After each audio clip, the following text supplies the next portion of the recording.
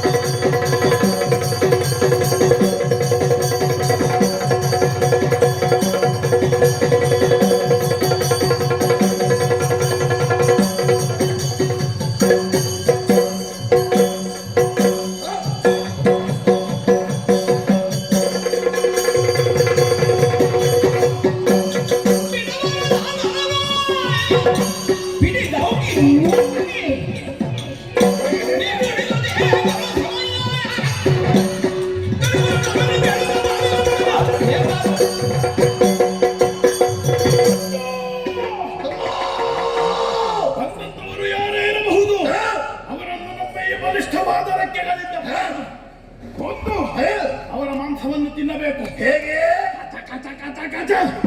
ತಿನ್ನುವುದು ಆ ಮೂಲಕವಾಗಿ ಉದರ ವೇದೆಯನ್ನು ನಿವಾರಿಸಿಕೊಂಡು ಶರಧಿಯ ನೀರನ್ನು ಕುಡಿದು ಜೀರ್ಣಿಸಿಕೊಳ್ಳುವುದು. ಹಾಗಾದ್ರೆ ಬಂದವರನ್ನು ಸುಮ್ಮನೆ ಬಿಡುವುದಕ್ಕಾಗುವುದಿಲ್ಲ. ನಾವಿರುವರ ಜೊತೆಯಾಗಿ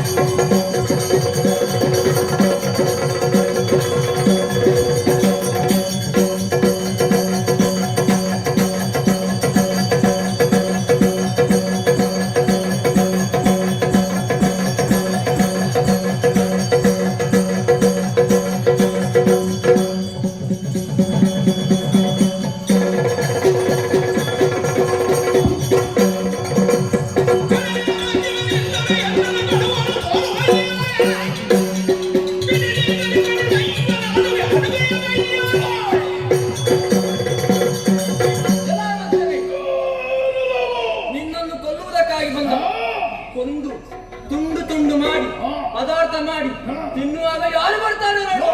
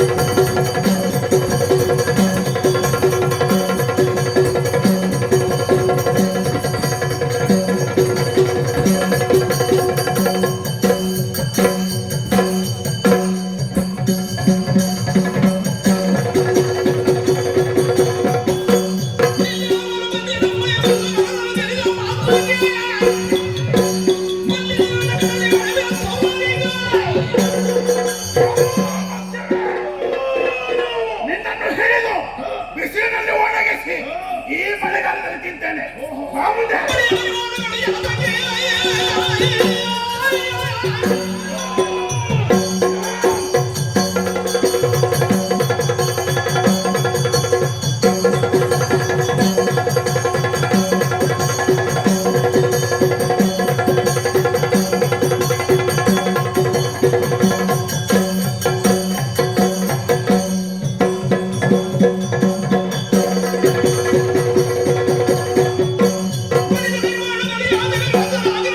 Yeah.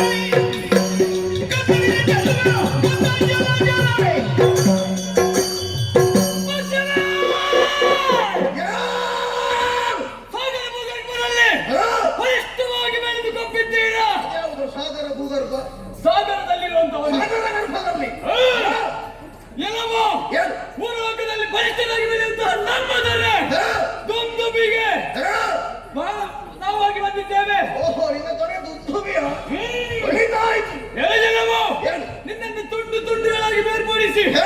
ರಕ್ತ ಬೇರೆ ಮಾಂಸ ಬೇರೆ ಮಾಡುವಂತಹ ವೇಳೆ ತಡೆಯುವುದಕ್ಕೆ ಯಾರು ಬರ್ತಾರೆ?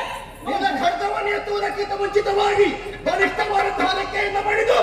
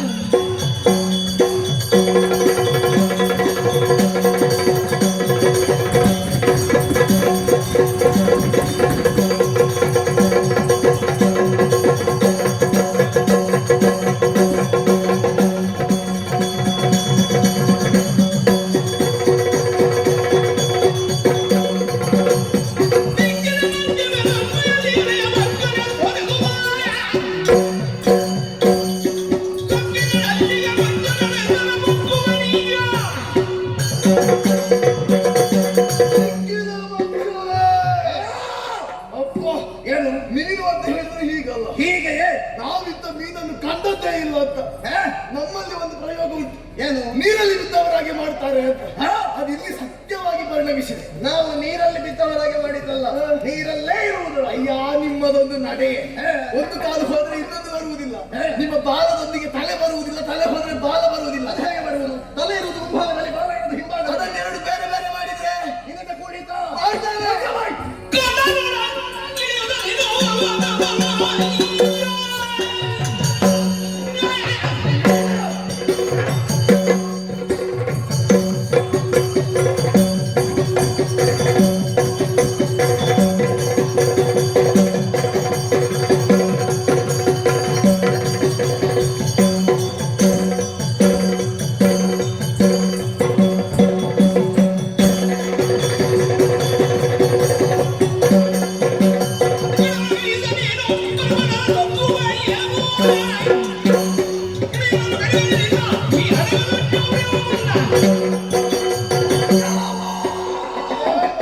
ಜಲದೊಳಗೆ ಇಳಿದಂತಹ ನೀವು ಅಧಟಿನ ಮಾತನಾಡುತ್ತಾ ಇದ್ದೀರಾ.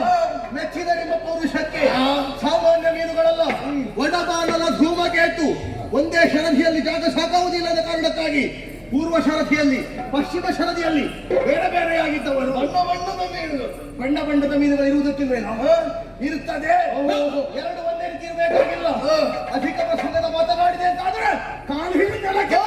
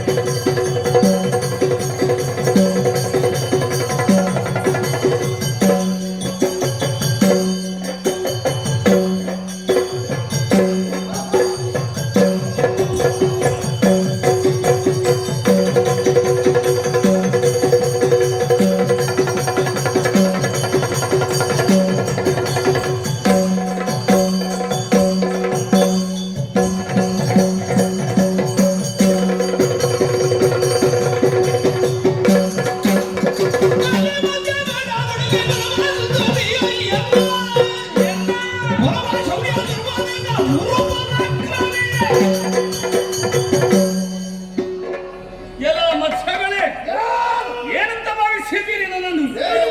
ಸಾಮಾನ್ಯನಂತ ಭಾವಿಸಿದ್ದೀರಾ? ಮೂರು ಲೋಕಗಳಲ್ಲೂ ಕೂಡ ಎಲ್ಲವರನ್ನು ಗೆದ್ದ ವೈವ ಮತ್ಸ್ಯಗಳೆರಡು ನನ್ನನ್ನು ಎದುರಿಸುವುದಕ್ಕೆ ಬಂದಿರಾ? ನಮ್ಮಲ್ಲಿ ಬಂದಂತ ಎಲ್ಲವರನ್ನು ಕೂಡ ನೀವು ಕಡೆಗಣಿಸಿದ್ದೀರಾ? ನಾನು ಬಂದಿದ್ದೇನೆ. ಇನ್ಯಾರು? ನಾನು ದುಂದುಬಿ. ದುಂದುಬಿ. ದುಂದುಬಿ ಧೀರ ದುಂದುಬಿ. ಸಿಕ್ಕಿದೆಯೋ? ಎಂತದ್ದು ಸಿಕ್ಕುವುದು? ದುಂದುಬಿ. ನನ್ನ ಕೈಗೆ ಸಿಕ್ಕಿದ್ದು ಮೀನು. ಏ! ನಾನು ಸಿಕ್ಕುವುದಲ್ಲ, ಸಿಕ್ಕುವುದು ನೀವು ಗಾಢಕ್ಕೆ. ಏನಷ್ಟು ಗಾಢಕ್ಕೆ ಸಿಕ್ಕಿದ ಮೀನುಗಳ ಹಾಗೆ ನನ್ನನ್ನು ಎಲ್ಲಿಯಾದ್ರೂ ನೀವು ತಿನ್ನುವುದಕ್ಕೆ ಮನ ಮಾಡಿದ್ರೆ ನಿಮ್ಮನ್ನು ಕುಜಿ ಉಜಿ ಉಜಿ ಉಜಿ ಉಜಿ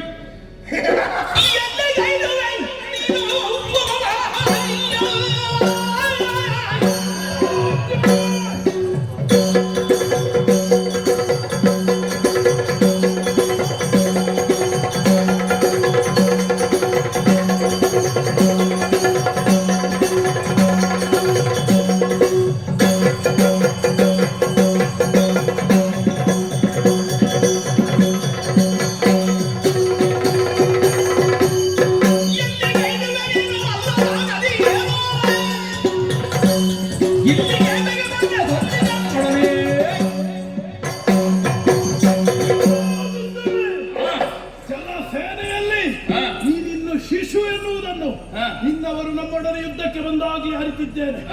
ನೀನು ಅಷ್ಟೇ ನಮ್ಮ ಪ್ರಾಬಲ್ಯ ಕ್ಷೇತ್ರಕ್ಕೆ ಬಂದಿದ್ದಿ. ನಿನ್ನನ್ನು ನಮ್ಮ ಬಲವಾದ ರೆಕ್ಕೆಯಿಂದ ಪಡೆಯುವಾಗ ಯಾರು ತಡೆಯುತ್ತಾರೆ?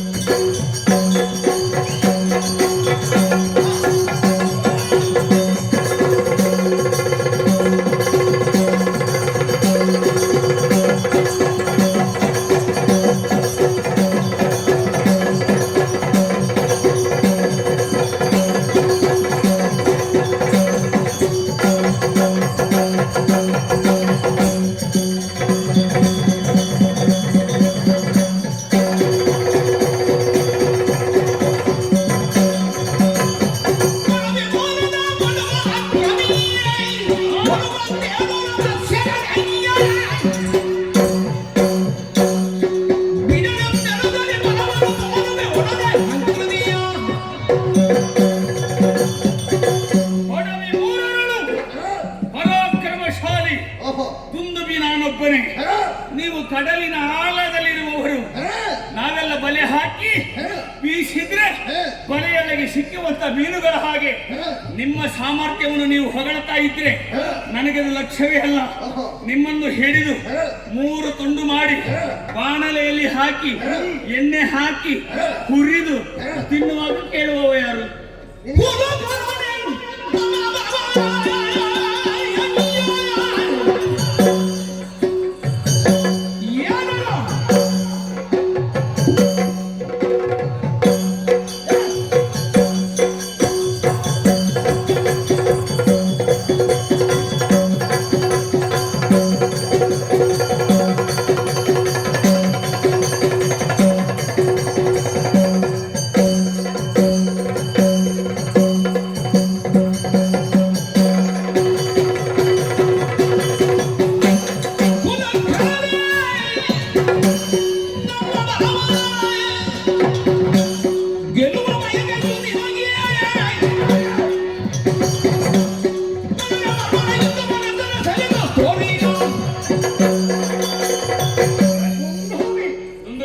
ನಿನ್ನ ಪೌರುಷದ ಬಗ್ಗೆ ನೀನೇ ಹೊಗಳಿಕೆ ಮಾತನಾಡುತ್ತಾ. ನಾನು ಹೊಗಳುವುದಲ್ಲ, ಲೋಕ ಹೊಗಳ್ತದೆ.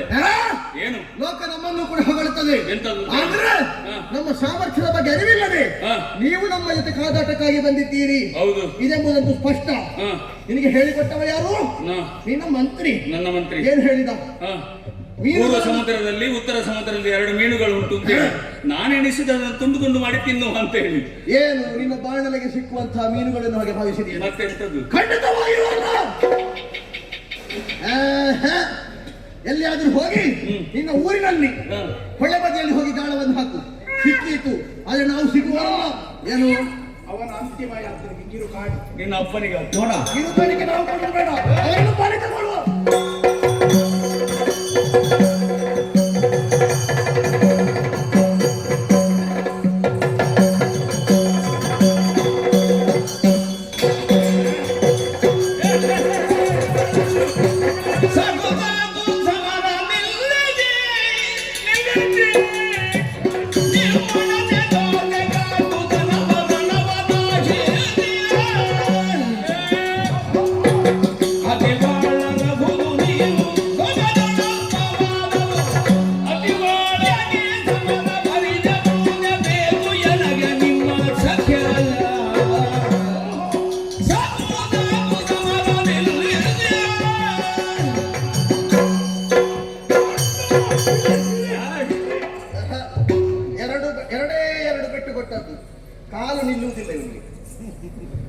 ಬಹಳ ರಾಗ ನಿನ್ನದು.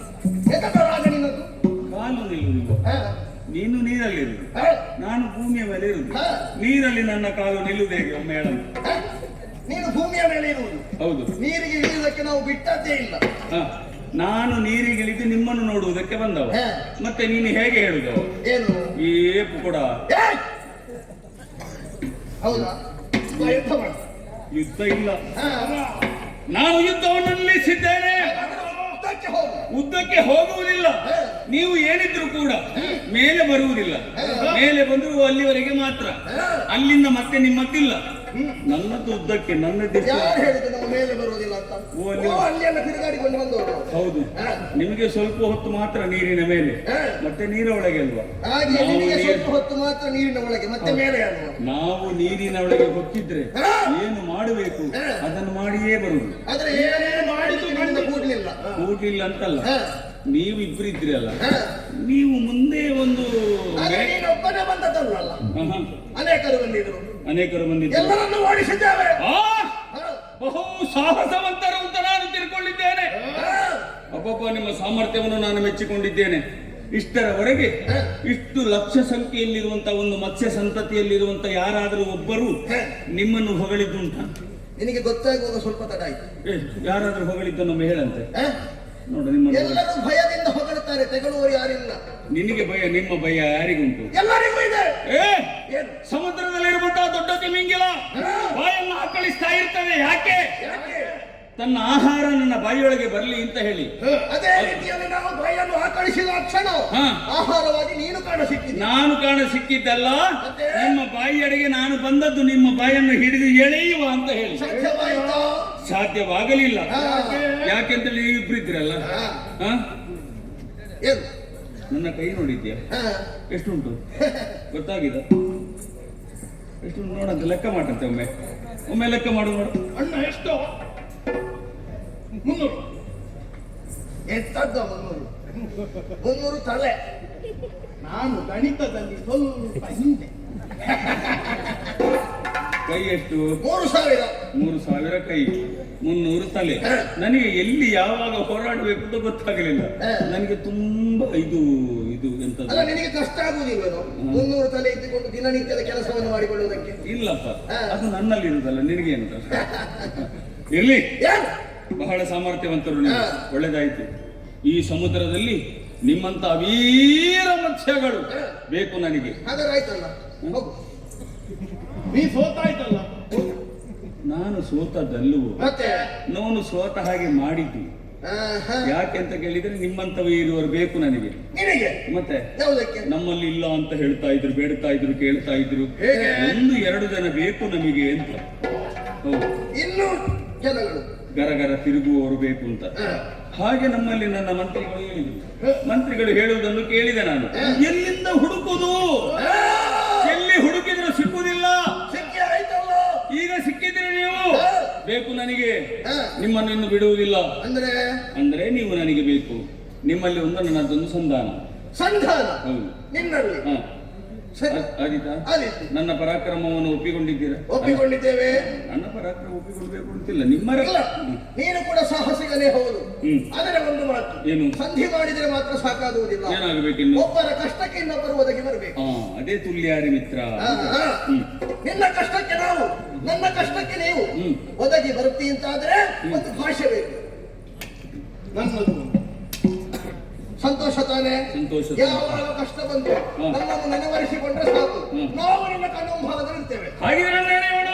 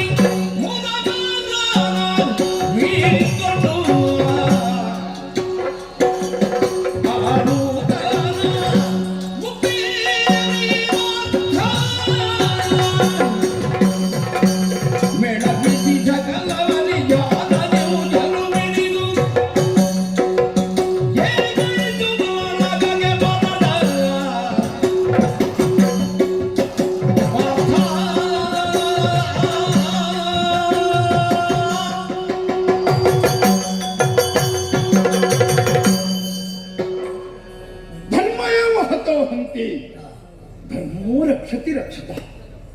ಪಾಂಡವರಾದಂತಹ ನಮ್ಮಲ್ಲಿ ಅಧಿಕಾರವಿರಲಿಲ್ಲ, ಧನಬಲವಿರಲಿಲ್ಲ, ಜನಬಲವಿರಲಿಲ್ಲ.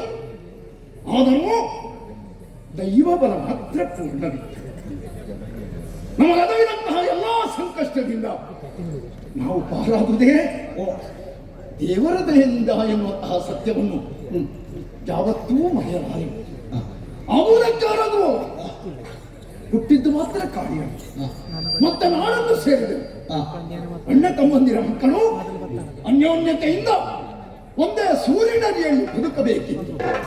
ಆದರೆ ದುರ್ಯೋಧನನ ಈರ್ಷ್ಯ, ಅವನ ಮತ್ಸರ ನಮ್ಮನ್ನು ಮತ್ತೆ ಮತ್ತೆ ಸಂಕಷ್ಟಕ್ಕೆ ಸಿಲುಕುವ ಹಾಗೆ ಮಾಡಿ, ಆದರೂ ಮತ್ತೆ ಯುದ್ಧವನ್ನು ಮಾಡುವಂತಹ ಅನಿವಾರ್ಯ ಪರಿಸ್ಥಿತಿ ನಮ್ಮ ಪಾಲಿಗೆ ಬಂದದ್ದು. ಯಾವತ್ತೂ ಅಣ್ಣನಾದಂತಹ ಧರ್ಮರಾಯ ಶಾಂತಿಯನ್ನು ಬಯಸುವನೇ ಹೊರತು ಲೋಕದಲ್ಲಿ ಕ್ರಾಂತಿ ನಡೆಯಬೇಕು ಎನ್ನುವಂತಹ ಹೆಬ್ಬಯಕೆಯನ್ನು ಇರಿಸಿಕೊಂಡವನೇ ಅಲ್ಲ.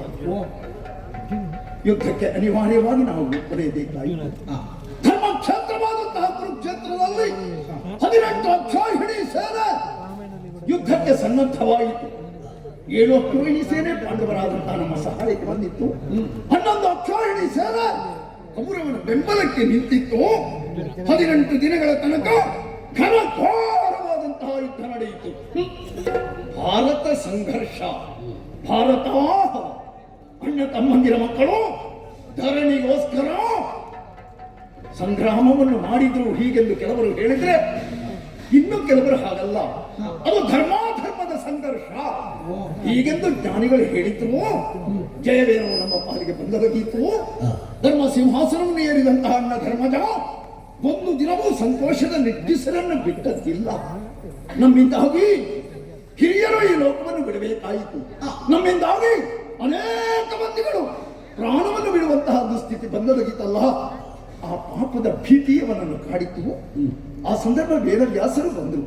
ಧರ್ಮಜ ದುಃಖಿಸಬೇಡ, ನಿನ್ನಿಷ್ಟದಂತೆ ಯುದ್ಧವನ್ನು ನೀನು ಮಾಡಿದ್ದಲ್ಲ, ಶ್ರೀಕೃಷ್ಣನ ನಿರೂಪಣೆಯಂತೆ ಆ ಕಾರ್ಯವನ್ನು ನೀವು ಮಾಡಿ ಪೂರೈಸಿದ್ದೀರಿ. ಆದ ಕಾರಣ ಖಂಡಿತವಾಗಿಯೂ ಪಾಪಕ್ಕೆ ನೀನು ಅಂಜಬೇಕಾದ್ದಿಲ್ಲ. ಆದರೂ ಪಾಪದ ಲೇಪ ನಿನ್ನ ದೇಹವನ್ನು ಅಂಟಿಕೊಂಡಿದೆ ಎನ್ನುವಂತಹ ಶಂಕೆ ಇದ್ರೆ ಅದರ ನಿವಾರಣೆಗೆ ಅಶ್ವಮೇಧವನ್ನು ಮಾಡು.